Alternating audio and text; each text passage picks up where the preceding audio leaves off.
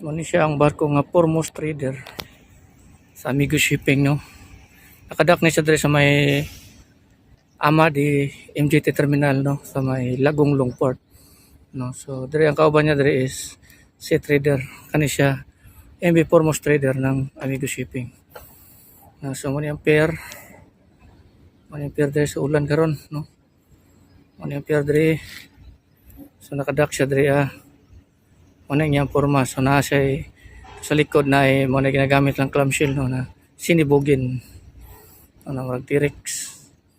Muna siya si MB foremost trader, no. Yan, no, MB foremost trader.